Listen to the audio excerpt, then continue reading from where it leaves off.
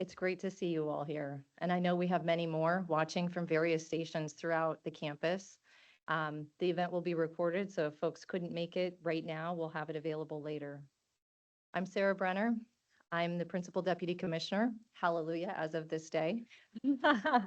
Um, and I am absolutely thrilled, perhaps the most thrilled person on the planet, to be welcoming Dr. McCary, Dr. Martin A. McCary, as the 27th Commissioner of Food and Drugs. It is an absolute honor to introduce you to him, a renowned surgeon scientist and health policy expert. Dr. McCary was confirmed as the 27th Commissioner of Food and Drugs by a bipartisan vote in the Senate and was sworn in by Secretary Kennedy. As many of you are aware, Dr. McCary comes to the FDA from just up the road in Baltimore and the Johns Hopkins University and Hospital. Dr. McCary is a surgical oncologist, a public policy researcher, and a national thought leader. A graduate of Bucknell University, Thomas Jefferson University, and the Harvard School of Public Health, he completed his surgical residency at Georgetown and his subspecialty training at Johns Hopkins. After 6 years on the faculty at Johns Hopkins, Dr. McCary was named an endowed chair in gastrointestinal surgery and subsequently promoted to full professor with tenure. In line with his broad interests across medicine, public health, and business, he held joint appointments at the Johns Hopkins School of Public Health and the Johns Hopkins Carey Business School. Dr. McCary's accomplishments as a researcher, clinician, and prolific author are too numerous to mention here in detail, but I do want to give you a brief taste of his accomplishments and the extraordinary expertise and knowledge that he brings here to us at FDA. Dr. McCary has authored over 300 peer-reviewed articles in medical literature and founded the Johns Hopkins Center for Surgical Trials and Outcomes Research. He is also the author of 3 New York Times best-selling books on healthcare. His book, The Price We Pay, was named 2020 Business Book of the Year by the Association of Business Journalists. His most recent book, Blind Spots, which presents the latest scientific research on the microbiome, food, and other health topics, was just named Amazon's Book of the Year. A true Renaissance scientist, Dr. McCary has conducted and led landmark cross-disciplinary research on a range of subjects, including cancer care, obesity, frailty, psychologic reserve in older patients, and adverse event monitoring, the Orphan Drug Act, antimicrobial resistance, and Alzheimer's. Of particular note, he's also the co-developer of the surgery checklist used in many operating rooms around the world today. As a pancreas and GI surgeon, he is also focused on obesity, food science, and diabetes. He has pioneered new operations, including publishing the first series of laparoscopic pancreas islet transplant operations in the world. For his pioneering work, Dr. McCary was awarded the Nobility in Science Award from the National Pancreas Foundation. For the last 22 years, he has had an active clinical practice and even spent time in the operating room on the day before his Senate confirmation hearing. Dr. McCary co-authored postoperative opioid prescribing guidelines that were adopted broadly at the start of the opioid crisis response. And during COVID, his large clinical study on natural immunity was published in a series of articles in JAMA that helped doctors worldwide manage their patients. Most recently, his research has focused on vulnerable populations in healthcare. Dr. McCary has led national quality collaboratives, served on several editorial boards, and was the first editor-in-chief of MedPage Today. His work has had a major impact on the field of medicine, and Dr. McCary has been a visiting professor at over 25 medical schools across the United States and internationally. It is a remarkable combination of research, clinical experience, and national leadership that makes him uniquely qualified to lead the FDA at this moment in time, and we are incredibly fortunate to have him. I can tell you that in all my conversations with him, he has a tremendous admiration for the people and the work of FDA. In anticipation of Dr. McCary's arrival, new executives have also joined our leadership team. And before I turn the program over to Dr. McCary, I want to briefly acknowledge and introduce those new colleagues who are here today to you again. You already know Jim Traficant is our new Chief of Staff. Now it gets fun because I get to point to you and you have to stand up and wave. No, I'm just kidding. It's killing me to stay on script, but I'm doing it, right? I'm doing it. Okay, so Jim Traficant, our new Chief of Staff, and I hope you've had the chance to read a little bit of his bio that went out in the all hands. Suffice it to say, Jim has had extensive executive and operational leadership experience supporting federal, state, commercial, and international healthcare organizations. Importantly, he also happens to have a long friendship with Dr. McCary and will be able to help effectively translate and advance his priorities here at FDA. You also likely read a little bit about, thank you, very good. Welcome, Jim.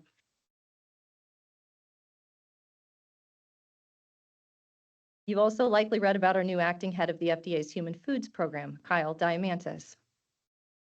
There he is. Who has experience in the food sector and is well-versed in the Federal Food, Drug, and Cosmetic Act, as well as FDA's operational framework.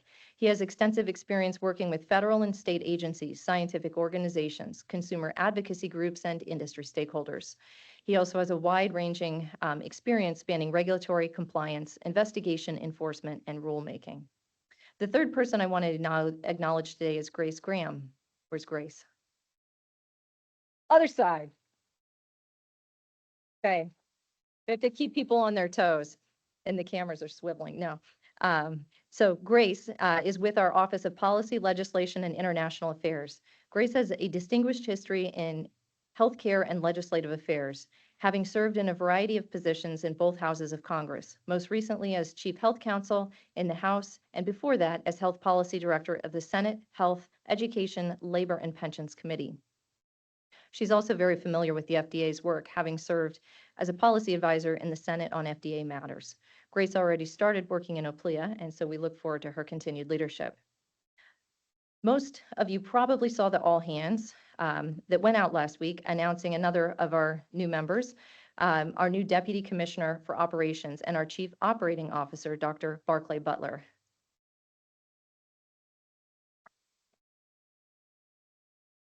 Barclay has more than 40 years of experience leading organizations through significant transformational change in both the public and private sectors.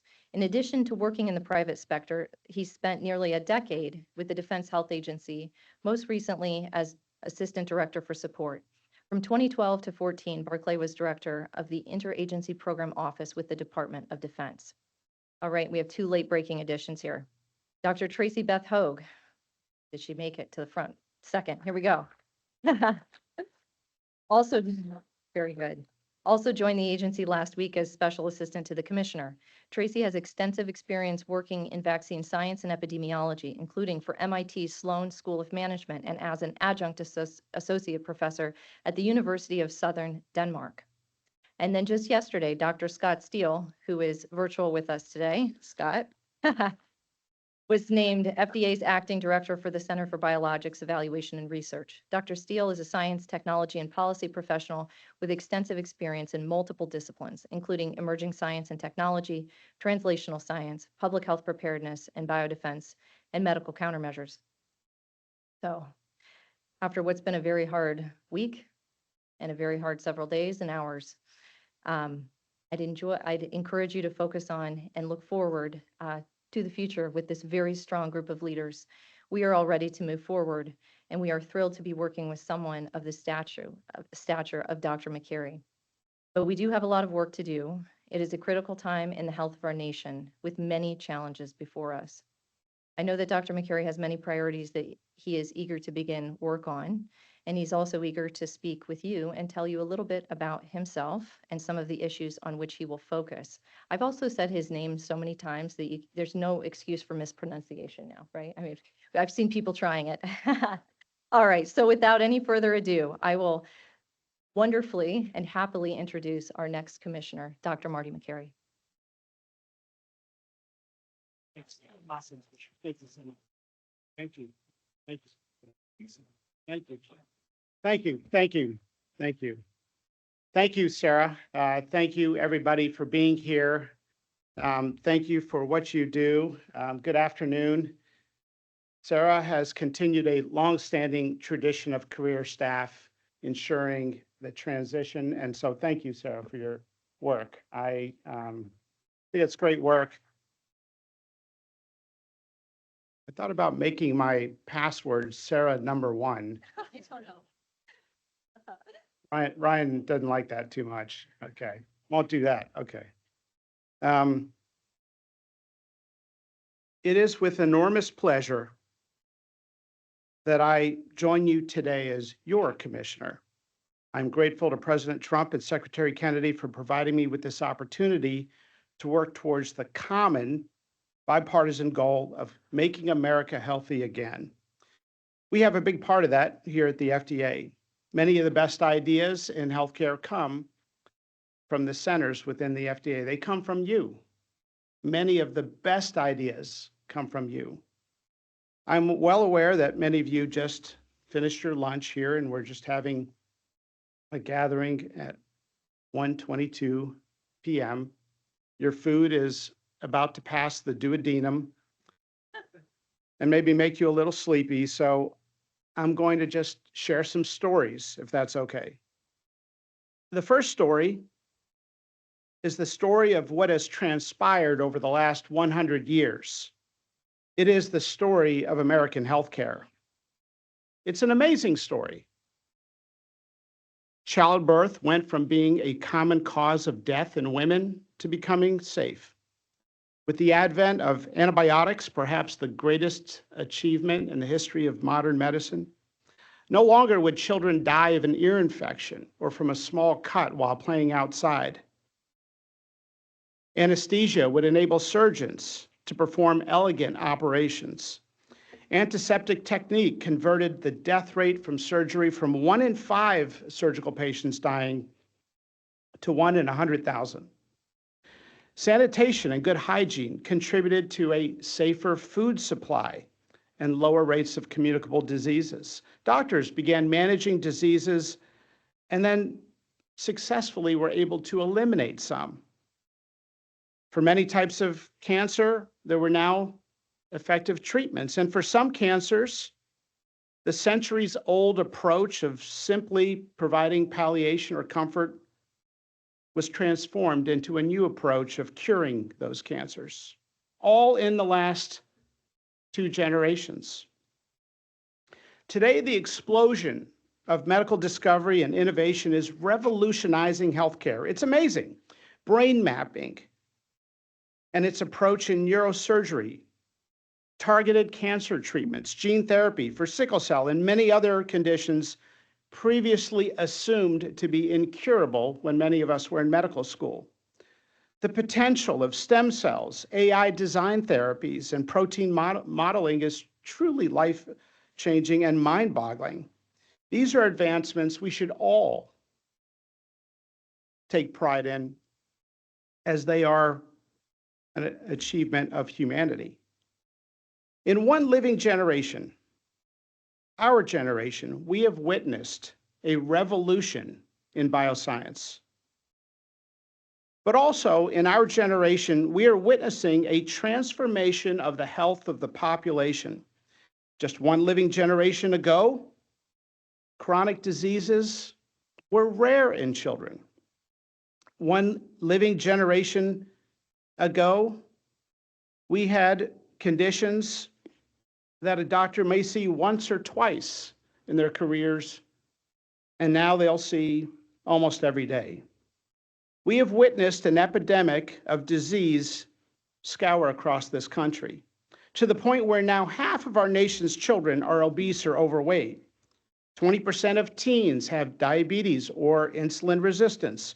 Over 70% of young people do not qualify for military service. In our generation, colorectal cancer is increasingly striking younger and younger people. I've seen it. Liver cancer rates have tripled. Polycystic ovarian disease, causing infertility and suffering and pain, is epidemic, now afflicting 1 in 8 women. Sperm counts are down 50% since the time our parents were born. And autism has increased 14% each year for the last 23 consecutive years, now affecting 1 in 22 boys in California. Autoimmune diseases have soared and now affect 1 in 5 women. Peanut and other food allergies that were rare 1 generation ago are now common and life-threatening. America is not getting healthier as a population. The country is getting sicker. It is almost as if our healthcare system and those in it have been so busy telling clinicians to focus on billing and coding and seeing patients in short visits at high volume with throughput being the metric, that we haven't had the time to stop and look around. If we pause and take a serious look at the statistics, they are telling us one simple message: that our nation's children are not on a good path. Our country desperately needs you. They desperately need you and your ideas. They need the FDA's scientists to ensure public safety, examine root causes of other medical problems that are unforeseen, using the disciplines of toxicology, environmental health, food safety, and basic scientific methodology. You are in a unique position to address many of these problems one small piece at a time. Our generation's new chronic disease epidemic also means that we need novel therapies, cures, and meaningful treatments. It also means that we need new approaches. We need fresh new ideas. To do this, we have to listen to one another, a lesson that applies, in my opinion, to our broader polarized society. We need to recognize nuance, promote civil discourse. In fact, science has always been based on civil discourse, on debating and discussing different ideas. Different opinions in the scientific sphere among experts are good, they're not bad. We have to have a humility to follow what the evidence may tell us, challenging our preconceived ideas, challenging what we believe to be true. Challenging deeply held assumptions that lack evidence and allowing experts to debate new approaches to old problems is exactly what we need right now. Our country is sick. Obesity is not a willpower problem. Food deserts are not a genetic issue. To address the biggest health needs of this country, we need new ideas and fresh new perspectives. We need open-mindedness and a willingness to challenge deeply held assumptions, just as scientists did in challenging opioids were not addictive, that sugar is healthy, that smoking is not bad for you. Some doctors argued when tobacco products were introduced into society, they were good for you. They kind of cleared out your pulmonary system. The dogma that babies don't feel pain because they won't remember it. That the way to recover from a heart attack was to have 30 days of strict bed rest and have food brought to you. That food allergies are primarily an issue of your DNA. That stomach ulcers were caused by stress. That bloodletting was the way to relieve your body of infections, which, as you know, they did not far from here to President Washington when he sustained a significant infection. Now more than ever, we need people with a range of perspectives and critical thinkers to respond, following the scientific method and using common sense. The FDA is America's health and safety hub for the world's innovators. It's also the hub of scientific discourse at the highest level in healthcare, which is why I consider it a tremendous honor to be joining you here at the agency.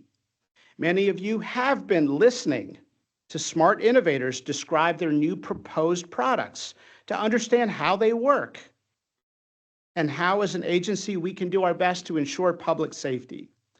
It can be a hard job. For some of you, you've been hosting experts and listening for decades, and we'll continue to do that. We'll be hosting experts to give powerful lectures about the cutting-edge areas of medicine and food science. We'll be convening experts to discuss timely issues from different perspectives, ranging from approaches to menopause to artificial intelligence. I want to be very clear. I value the career staff at the FDA enormously and the wisdom that all of you hold. I will be meeting with many of you, as many as possible, to learn and to find out how I can best support your work as we adapt to the new world of medical innovation and discovery at a time when we are dealing with a worsening health of the population. I know the last few months have been difficult, and the last few days have been particularly hard. I want you to know that you have my commitment that I will do everything possible to make sure that scientists, clinicians, inspectors, investigators, and core staff central to the mission and operations of this agency will have all the resources they need to do their job, and I will do my best. The FDA is an incredible institution dedicated to public safety and facilitating innovation for the betterment of people worldwide, not just in the United States. Doctors, nurses, respiratory therapists, midwives, doulas, families that own restaurants, farmers, grocery workers look to the FDA for public safety. It's an incredible brand. The world looks to the FDA. My grandfather looked to the FDA. From the African continent, my grandfather knew that the good people here, who we never met, we never came to the United States, were watching out for the patients he cared for as a pharmacist.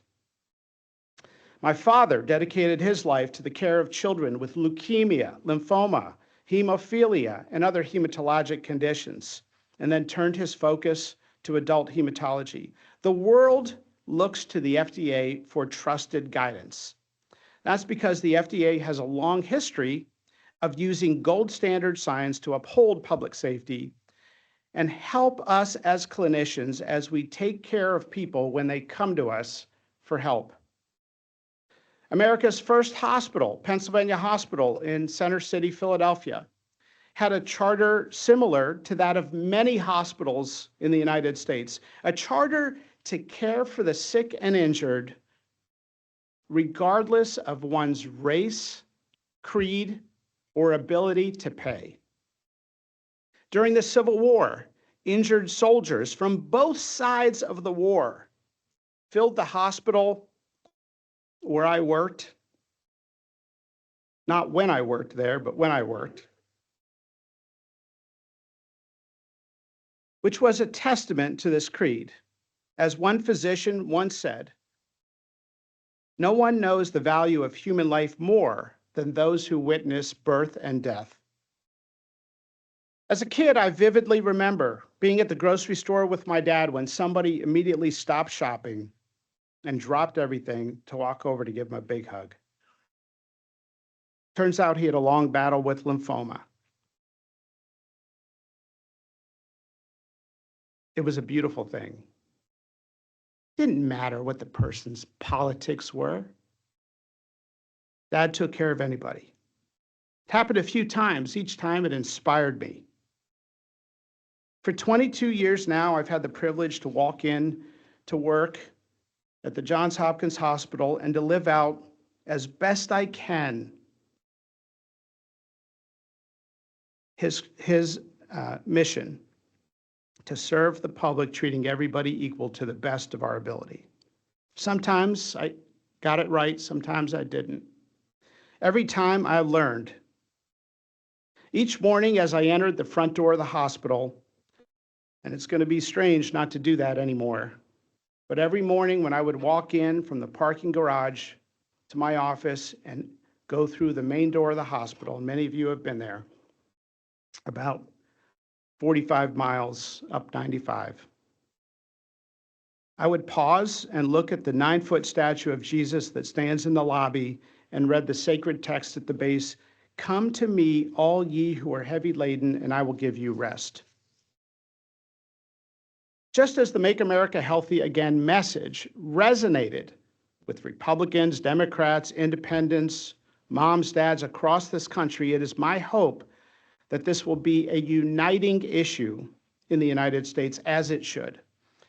A smarter FDA that works for all Americans should be a goal that we can all agree on. As a scientist who has spent a career evaluating medical interventions, asking, do they work? Are the risks and benefits lucid? Is it something we should recommend? I believe deeply in the scientific process.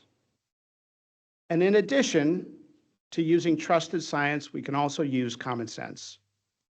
Healthcare is now the largest business in America. We're doing great things, but we could also benefit from some humility. In the case of opioids, a 1980 New England Journal of Medicine article stated that out of 39,946 patients that took opioids, there were 4 cases of addiction, and, quote, addiction was only considered major in 1 instance. A lot of doctors at the time took issue with that article. They said, this is not good science.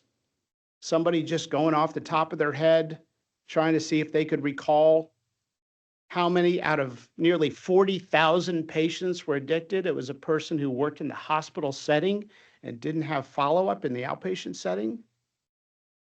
Some of those voices were silenced. Some of the associations began a group think, locked arms, and eventually walked off a cliff together. It would take over 2 decades for us to recognize that the opioids we were prescribing patients for minor surgical procedures, some of whom didn't need opioids at all and could have had alternatives to manage their pain, became addicted. Ultimately, people challenged the deeply held assumptions of opioids being non-addictive with good scientific methodology. In the 1960s, there was a rigorous debate as to whether or not saturated fat or refined carbohydrates and sugar caused heart disease. There was a low-fat group and there was a sugar group. Part of the community in science argued that it's plausible that natural saturated fat causes heart disease. Others said, no, it's really the refined carbohydrates and ultra-processed foods that's creating gut inflammation that is disseminating throughout the body, and ultimately coronary artery disease has as a prerequisite inflammation of the coronary artery wall. There was an inflammation camp and there was a saturated fat camp. Well, in the midst of this debate, a set of doctors decided to conduct the end-all study to answer the question. The Minnesota Heart Study, enrolling approximately 9,000 people to either a low-fat diet or a non-low-fat diet. But the results did not go their way. There were more cardiac deaths in the low-fat group. The results were published in 1989, even though the study began in the 1960s. When one of the lead investigators was asked, why did it take 16 years to publish the results? He replied, we were just so disappointed in the way they turned out. But that's not how science is done. We need radical transparency. The public has a right to know many things that are done with public funds. We could benefit from some more humility. What I tell my residents makes a great doctor is not how much knowledge you have. It's knowing your limits. It's knowing when to ask for help. It's knowing when to call a senior physician who may have more wisdom or experience and asking their opinion and being open-minded in receiving that. Humility is an important aspect of all aspects of science. I remember one time I ordered a CAT scan and it got done on the wrong patient. I felt terrible. I wouldn't say I had a great relationship with that patient. I didn't have a bad relationship, but the patient was dealing with a complication of a pancreatic operation. As you know, the pancreas has no capsule. So anytime you operate on the pancreas, you run the risk of fluid and pancreatic fluids filling the abdominal cavity. That fluid had some drains placed. It was a bit of a rocky course for that individual. So when I found out that a scan was done inadvertently on somebody who didn't need it, I thought, gosh, this poor guy has been through so much. I remember walking up to the room of the patient immediately as soon as I learned that the scan was done on the wrong patient. I said, sir, you got a scan that was not intended for you. It was intended for somebody else. I don't know what went wrong. I may have given the wrong name in my haste. I made the order before going into surgery. It could have been in the handoff. It could have been at the clerk. It could have been at the place the orders are received. I don't know, but I take responsibility. I'm happy to go look at the CAT scan results, and whatever it shows, I'm happy to share that with you right now. The patient never sued me. Patient wasn't angry. Patient looked at me and said, Doc, thank you for coming up here right away and sharing that with me. That patient and I went on to become Facebook friends. Science is based on humility, an approach that is so impeccably open to what the data may show that one is willing to change their view based on new evidence. Changing a position is not a weakness, it's a strength when the evidence evolves. This approach is critically important because we face some major challenges. Our chronic disease epidemic is burdening children and families. In fact, our entire economy is inflicting tremendous unnecessary pain and avoidable suffering. Antimicrobial resistance threatens to undo a century of progress in medicine. Childbirth could become risky again from infections. Kids could once again die from minor infections. We've already seen patients with uncontrolled C. diff colitis require emergency surgery. Sometimes it helps, sometimes it doesn't. Now we have some microbial therapies. Antimicrobial resistance threatens to undo a century of progress. Unforeseen addictions to new products are ripping apart families. In some cases, good kids from good families are addicted and know they're addicted and don't want to be addicted and want to stop their addiction and can't stop their addiction. The physiologic dependence is stronger than they could have ever imagined.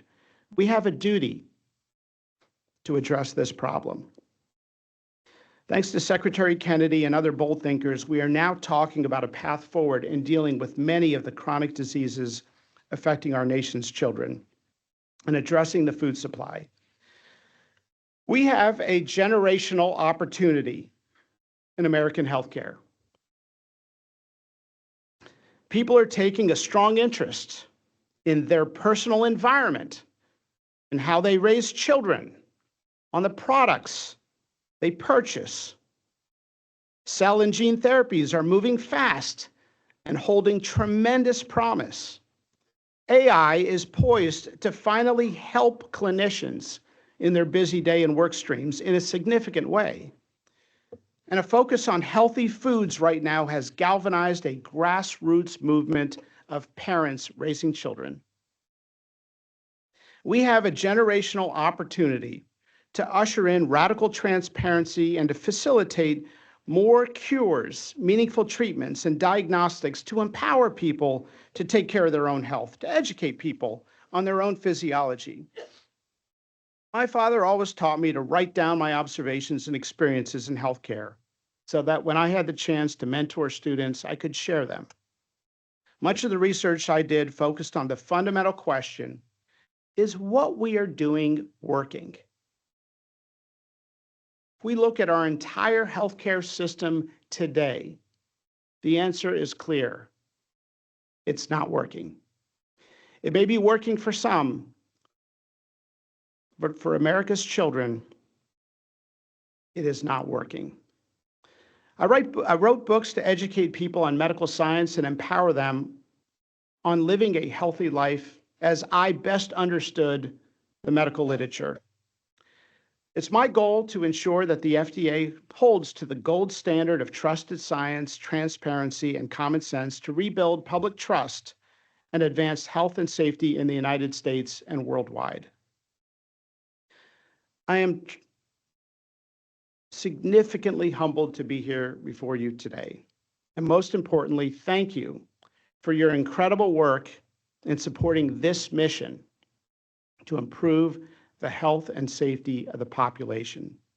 It's a tremendous honor and privilege to be here, and I look forward to getting to know as many of you as I possibly can. So with that, I'll say thank you. Thank you, Dr. Brenner. Thank you, all of you, and thanks for carving time out of your day to join for this time and convening. Thank you so much.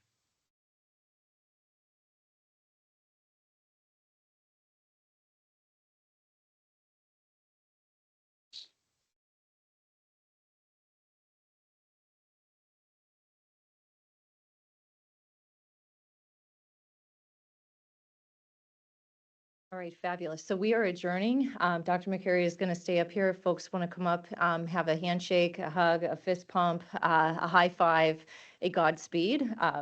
We'll remain up here for a short period of time.